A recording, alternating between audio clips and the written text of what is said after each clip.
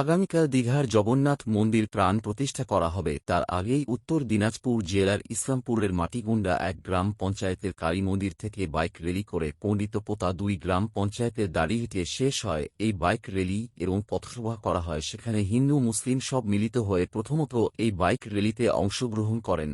উপস্থিত ছিলেন তৃণমূল কংগ্রেসের জেলা সভাপতি কানাইলাল আগারওয়াল, ইসলামপুর ব্লক তৃণমূল কংগ্রেসের সভাপতি জাকির হোসেন থেকে শুরু করে একাধিক তৃণমূল নেতৃত্বরা। তৃণমূল কংগ্রেসের জেলা সভাপতি কানাইলা আগারওয়াল বলেন, আগামীকাল শিবনগর কলোনি মাঠে প্রজেক্টরের মাধ্যমে দীঘা জগন্নাথ মন্দির প্রাণ প্রতিষ্ঠা অনুষ্ঠান দেখানো হবে এবং ইসলামপুর ব্লকের প্রচুর মানুষ ওই মাঠে জমায়েত হবে। পাশাপাশি পণ্ডিতপোতা 2 গ্রাম পঞ্চায়েতের প্রধানের পক্ষ থেকে পানীয় জল ও কোল্ড ড্রিঙ্কসের ব্যবস্থা করে দেন বাইক র্যালিতে আসা মানুষদের।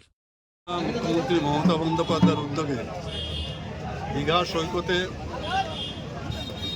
জগন্নাথের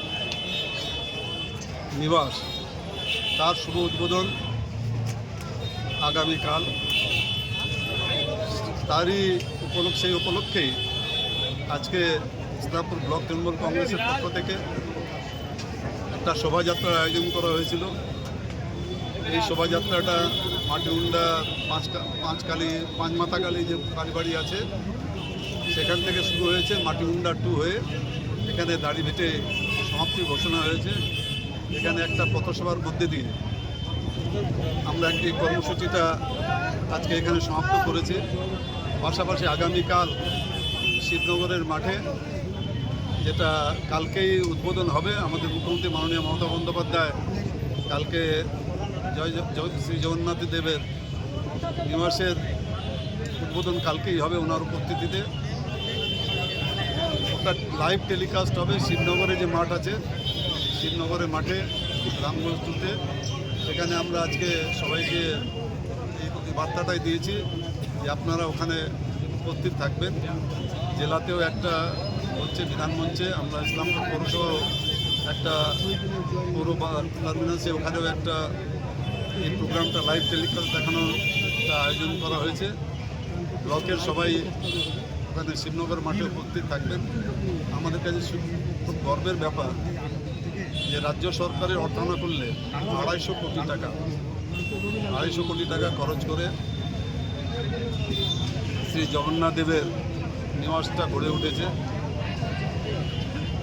বিশ্বের ভ্রমণ পিপাসু সবাই, খালি আমি পশ্চিমবাংলা বা আমাদের দেশের কথা বলবো না, বিশ্বের ভ্রমণ পিপাসু যারা আছেন তারা সবাই আসবেন ওখানে। দীঘার সমুদ্র সৈকতও আছে, পাশাপাশি জগন্নাথ দেবের মন্দিরটা হয়ে গেল।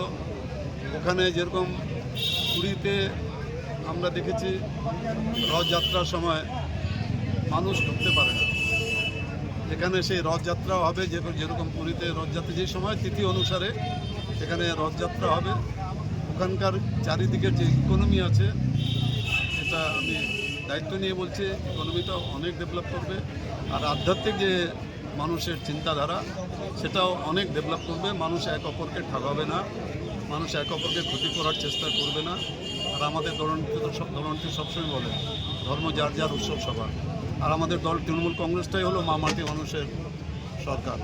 2000 সবাই মানুষের পাশে ছিলাম, আছি, থাকবো, এই বার্তাটাও আজকে আমরা দিয়েছি।